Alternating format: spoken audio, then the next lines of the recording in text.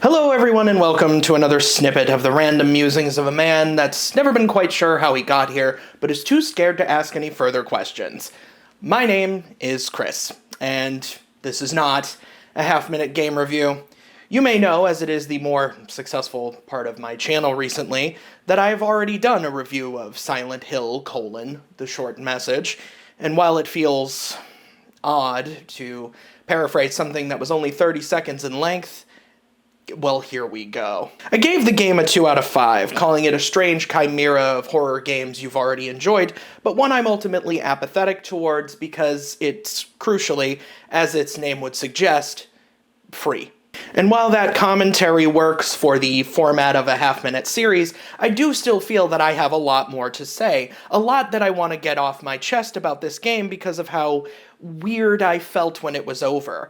I can't remember the last time a game made me feel uncomfortable when I was done with it. And not because its subject matter made me question important topics, dig deep into my own moral foundations, confront similar happenings in my own life, or other assorted horse shit.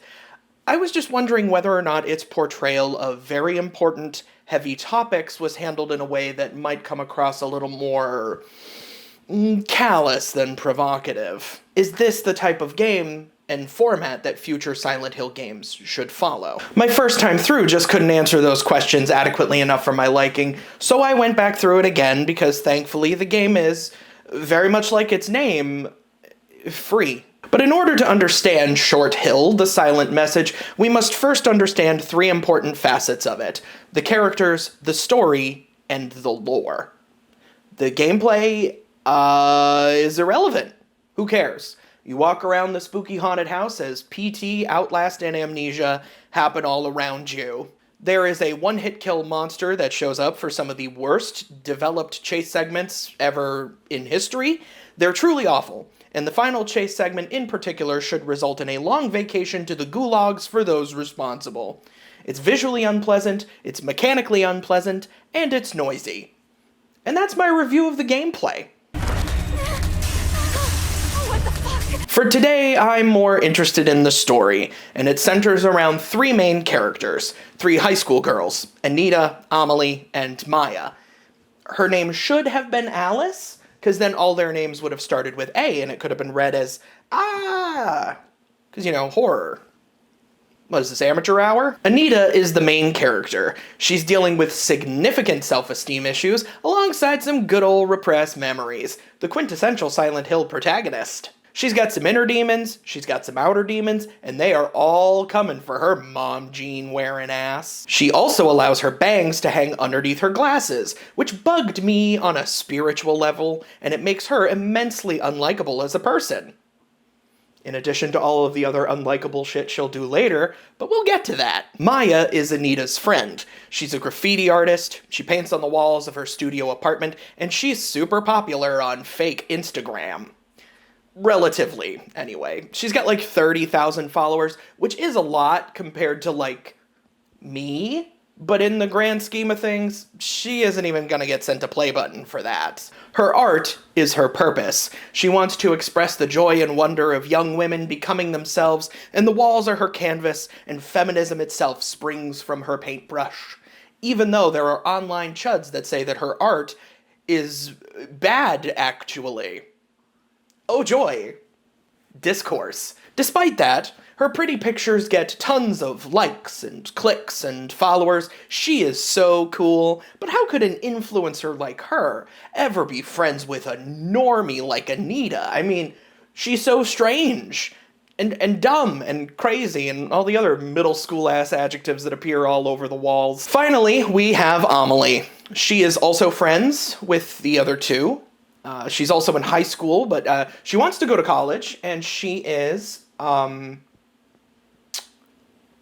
nice? The 3 girls live in a town called Kettenstadt in Germany.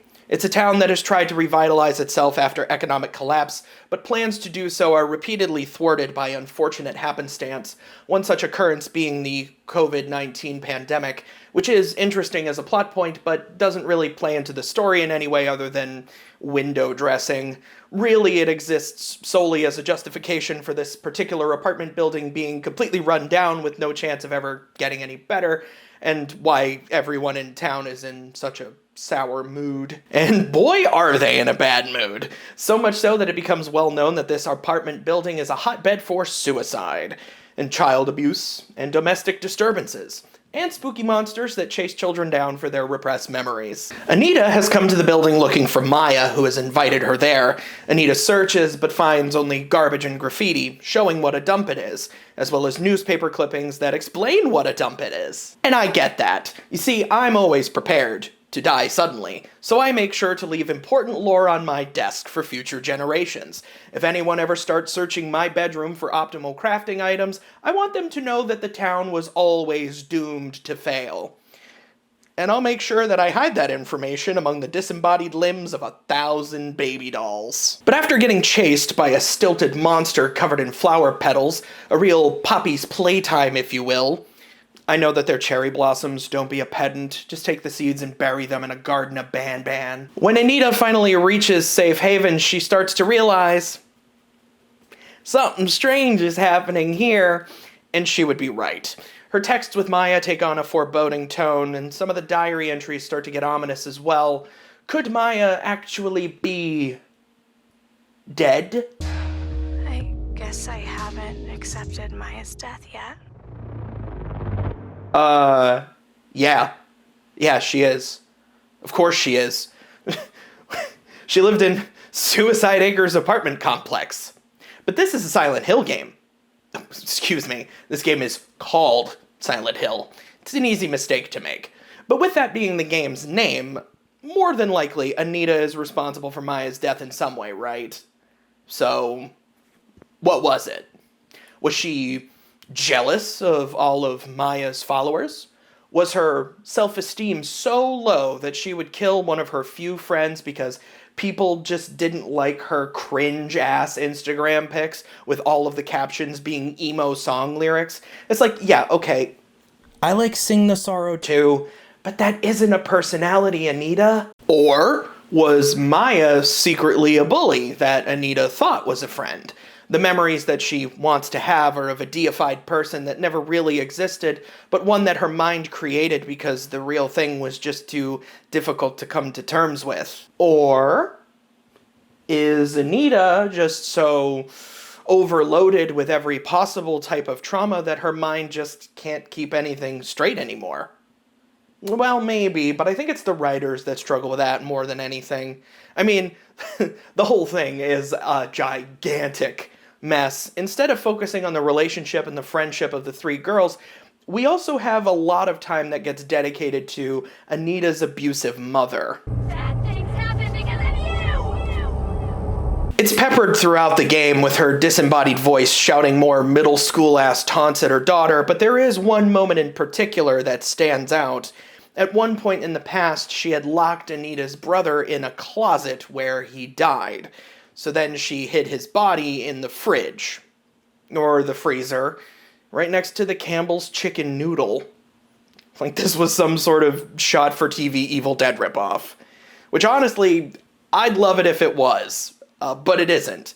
You see, this game has firmly planted itself right up its own ass. It wants to have important themes. In between chapters, the game puts up numerous calls to action for the audience.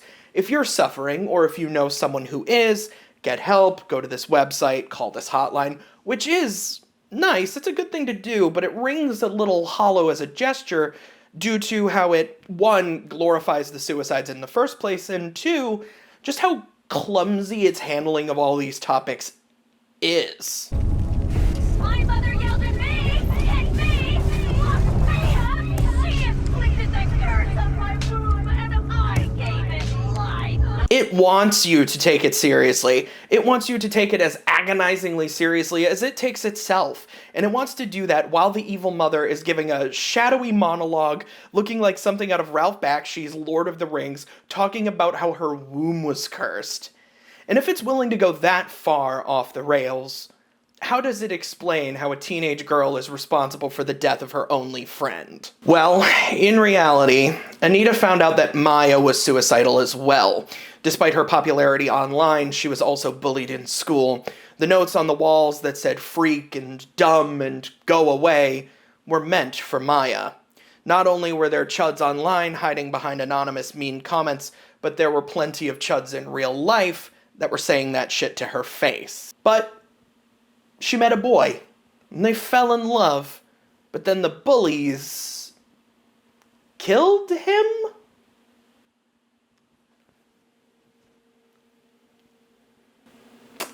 She wrote a letter to Amelie talking about how her depression was worsening, and she explains in the letter that an amorphous they took the boy away from her. It's unclear and it's vague, and it can mean a million different things, especially for this stupid game. But for the sake of simplicity, I'm just gonna say that the bullies killed him. And if that's the simple answer, that should tell you just how fucking banana bread this game is. But anyway, Anita stole this letter and hid it so that she could take Maya down a peg. That's a quote. I only wanted to take her down a bit. How was I supposed to know she'd actually kill herself? What the fuck? She took the letter because she was jealous that Maya was pouring her heart out to Amelie and not her. So, Amelie never knew to help Maya, decided to give her space instead, and then Maya ended up killing herself. I'd hate to be a critic. And I know hindsight's 20/20, but it really should have been a text. But if it had been a text, Anita wouldn't have been able to steal it, Maya would have gotten the help she needed, wouldn't have left behind a vengeful ghost, and we wouldn't have a game. In realizing her role in all of this, Anita tries to kill herself as penance, but it's time for a loop, girlfriend. We've got some more PT stuff for you to do, and you gotta prep for all these chase scenes. Which I don't get, honestly. I mean, if Anita's trying to kill herself, why is she making it a point to run away from the flower monster? It kind of seems to run a little, I don't know, antithetical to her goals. And the real answer to that is because getting killed by the monster puts you back at checkpoint, getting killed by the pavement progresses the story. Which I must apologize for, as I have skipped ahead a bit. We gotta go back a ways and learn about the unfortunate third wheel of this sorry tale, Amelie. Before Anita had tried to kill herself in guilt, she had tried to kill herself earlier in the game, because her thinking then was nobody would ever notice her the way they noticed Maya, even after she had died. Maya's ghost stepped in to start a time loop, because it wasn't time for Anita to die yet. There's more backstory and revelations to experience, and we need to hold strong to a 3-act structure. If there's one thing vengeful ghosts understand, it's pacing. Anita goes to Amelie's apartment, where it is implied that she also killed herself. Amelie talks in these entries about how much she loves her older brother, but how her older brother has a less than savory love for her. Great. It's also said in these entries that Amelie worked her ass off to get into a top medical college. She applied herself to get the best grades possible. She wanted to make her parents proud, thinking that even though they were fighting all the time, they were still rooting for her. Only come to find out that while she did get accepted into the school, her parents couldn't afford it and likely were going to file for bankruptcy. So all that work was for nothing, and she flung herself from the roof. Okay, I'm going to be very cautious about how I say this. I would never be so cold or so callous as to say that anyone's reason for being depressed is invalid. Even fictional characters, because you never know who might relate to them, especially if they're at their lowest possible points. And I know this is a dumb game about spooky ghosts convincing these kids to kill themselves, but before you get into the weeds of that, if you're just taking in the story as it comes, and you read that her parents potentially filing for bankruptcy is the reason why she ended her life, well, that to me comes across really poorly. I'll give the devs and writers, I'll give them a huge benefit of the doubt, because there is a diary entry that says that Amelie doesn't want to be around the brother anymore. Understandable. And maybe nobody believes her about his leering, and she saw no other way out after her college plans fell through. But some of that is purely speculative on my part. If it's true, then it needs to be text. Otherwise, the idea that she killed herself because she would potentially be poor, and who would want to live like that, is a pretty fucking insulting thing to write. But with such an inordinate amount of despair and horror compared to the rest of the world, the town starts to wonder, what is going on here? Are we cursed by a witch? Because, logic. Or did someone forget to bring their Flauros along? Where's the seal of Metatron? Perhaps, claims Dr. XXX from University XXX. What is it, fucking Dr. Wiley? What the fuck? Perhaps he thinks, or they think, it's the Silent Hill phenomenon. And I quote, "To one who is psychologically unstable, fog represents uncertainty and sensory illusions.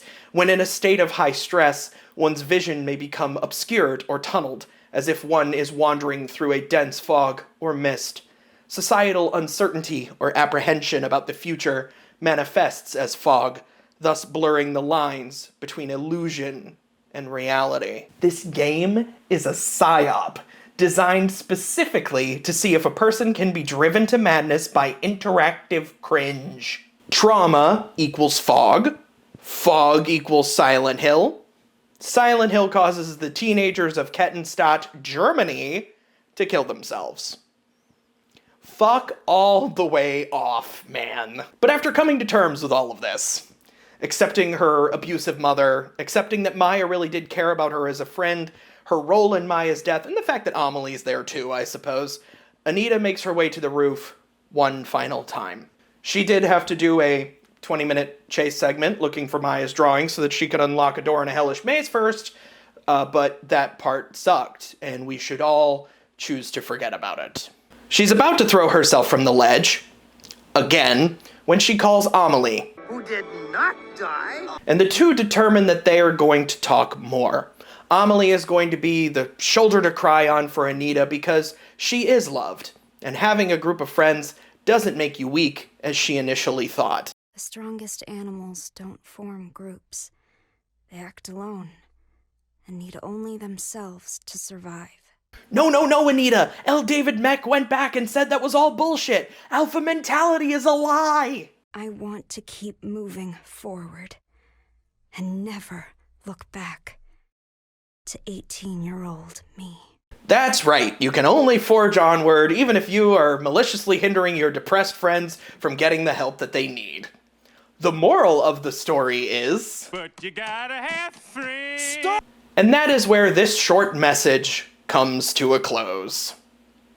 If you know someone who's suffering, in a world of Silent Hill products made by people that just don't fucking get it, it's easy to believe the short message, much like the game it's trying to ape, is a teaser for a full game to come later. It's easy to believe it was developed by Bloober Team, the kings of not fucking getting it. But it isn't. And that is why I don't believe that this game was created with any malicious intent. I do think that the writers and the developers wanted to make a game with this subject material, but they were also piss terrified of upsetting people that they put in as many disclaimers and calls to action as they could without actually having Anita call a hotline as part of the narrative. Did they succeed in this endeavor? No. Because at the end of the day, I do think this game is clumsy. Horribly clumsy. The uneasy feeling I felt after playing it the first time, it wasn't because I was offended or because I felt this game was made by insensitive idiots. I was just dumbfounded at how poorly constructed it all was. Ultimately, in wanting to tackle important subjects, the developers also wanted to make a spooky horror chase game, and the tropes it went with were at times so ludicrous that any serious messaging it had was diminished somewhat by how silly it got. And all of that sounds like maybe I wasn't as apathetic toward this game as I may have initially led you to believe. And it would also make for a score way lower than a 2 out of 5. And that's fair. The gameplay was a nothing burger at its best and a rotten burger at its worst. The story is a clumsy mess of horror tropes that you've seen done better and less clunkily in other horror games. The characters were unrealistically buried in so much repressed trauma that it felt like somebody read the Cliff's Notes version of the first 3 Silent Hill games and decided to dump all of that information into as few characters as possible. On top of that, the connection to Silent Hill being a syndrome was so laughable that I actually had to pause the game so I could wheeze a fucking lung out. And to answer one of my earlier questions, do I think that future Silent Hill games should function like this one? It doesn't really matter at this point.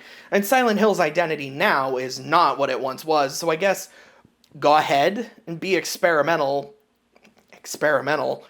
If you want. More than anything, I just want the games to be good, and the stories to be good. And if that means it gets done in a haunted house walking simulator, then that's fine by me. Silent Hill has always been about its atmosphere, how its gameplay, themes, and setting ties into its characters.